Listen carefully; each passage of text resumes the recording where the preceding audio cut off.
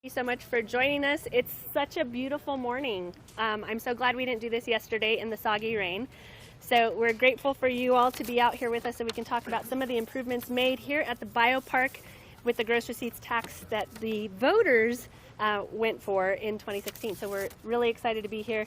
First, I'd like to introduce the director of the Albuquerque BioPark, Stephanie Stowell.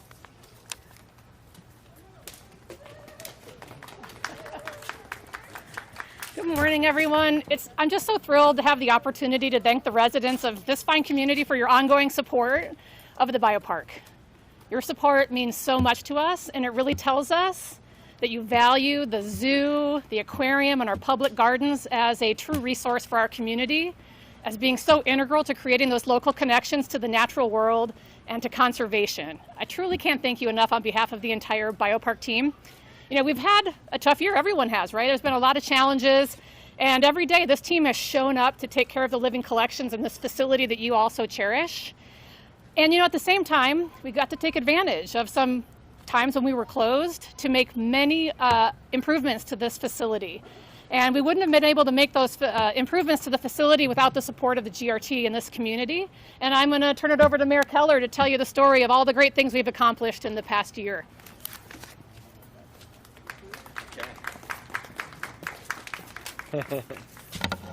All right, well, good morning, everybody. And we have a lot going on at the zoo. And the best part about that is it corresponds to us opening up. And so we're going to talk more about this, I think, on Friday and Saturday. But thanks to the flexibility and the path outlined by the state, all these great things I'm about to share with you are also going to be able to be enjoyed by many, many more people. So at a high level, I want to thank everyone for their continued support of the zoo, also the society for the great work they've done. And as a reminder, we passed as voters a 1/8 of a cent gross receipts tax to fund the BioPark. And this is now really, really bearing fruit. I mean, it started with things like the penguin exhibit and other sort of showpieces, but now because this money is reoccurring, we're just able to every year keep up with improvements.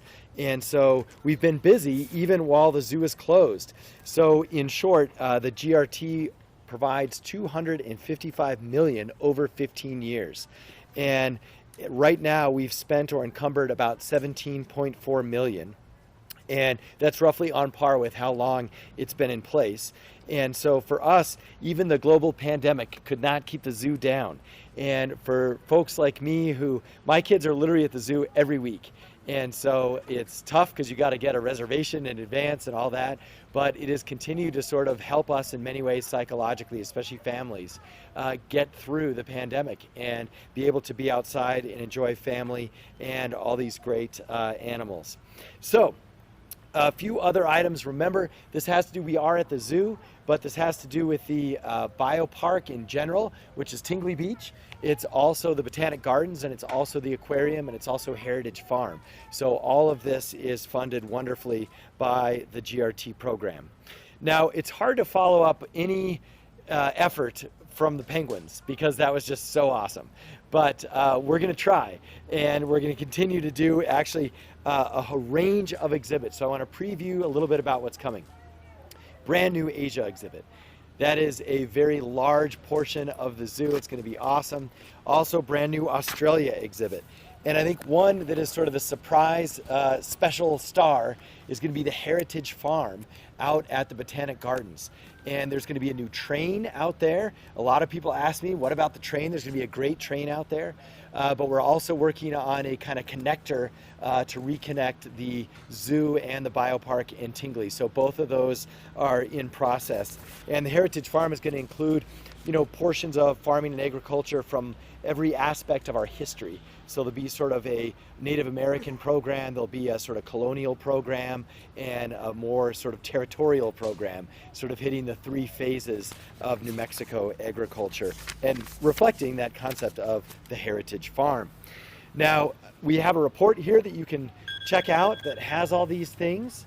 And so inside here, I just want to highlight what we have been doing.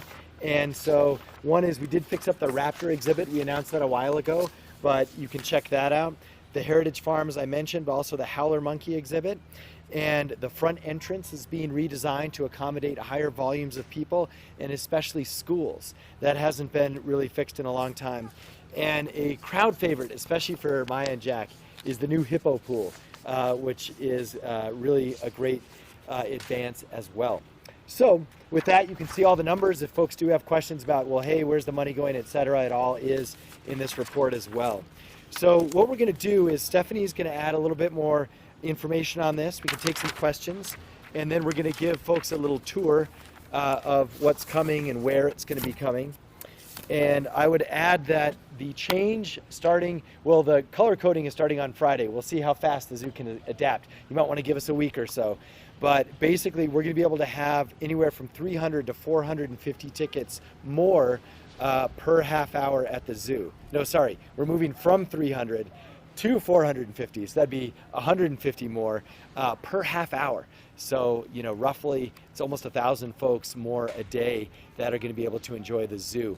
And of course, if we hit our goal for, you know, mid-June being totally open, then the zoo, which is the state's single largest attraction in the entire state of New Mexico, will be fully open. Okay, with that, I'll hand it back over to Stephanie. Thanks, Mayor. And I think I just wanted to add a couple more things because a lot of what we were able to accomplish when we were closed, our community might not see. But those things have such a tremendous foundational impact on all the things that the mayor said are coming to make them possible. So you may not notice, those of you who might have strollers will notice, that we've improved many of the sidewalks at both the Botanic Garden and as well at the zoo. So a smoother guest experience for a lot of our visitors. And we've also laid much needed expansion to fiber optics and water utility lines. I know it's not like super exciting you think about what's happening underground here at the BioPark, but to make all these future projects, the expansion of the BioPark that this community wants to realize possible, we have to lay that foundation. So we were able to take care of a lot of those really important projects while we were closed during the pandemic. And there are a lot of little small things too that you might pick up on, but you might not, but I'll tell you who does notice the big impacts. Our animals and the plants that are entrusted to our care. As Mayor Keller said, we've created a new habitat for our howler monkeys, and they will be moving into that new habitat that was modified thanks to GRT funds. Right behind me, if you can see Alice and Irene, there used to be a 2-story viewing platform here, which has been removed. And we're going to replace over here with a training wall that would allow our guests to interact with our professional zookeepers, to come close while we're doing training, working with the animals to train them to participate in their health care. So we're trying to turn around what happens behind the scenes and bring it up front for our guests to experience. You'll also notice that many of our animals in the Africa exhibits have brand new pools. You might not see it, but those animals know that they've got access to clean, refreshing water, and that their keepers are working with them to put enrichment and other things in there so that they're interacting with and playing in the water as well. It's very important to their overall wellness and their care. So lots of little things like that may sound like things you wouldn't notice, but please do know that our staff and our animals and our plants know the difference, and the foundation that we've laid with these other projects I've outlined are laying the foundation for the future of the BioPark that this community wants to see happen. So I can't say enough on behalf of the BioPark, thank you.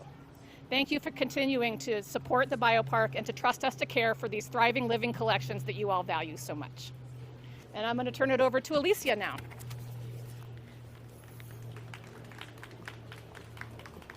Thank you so much, Stephanie. And I'd be remiss if I didn't acknowledge Dr. Shel Sanchez is here, our Director of Arts and Culture Department. Thank you for being here. And again, another special thank you to the New Mexico BioPark Society and Julie Miller-Rugg.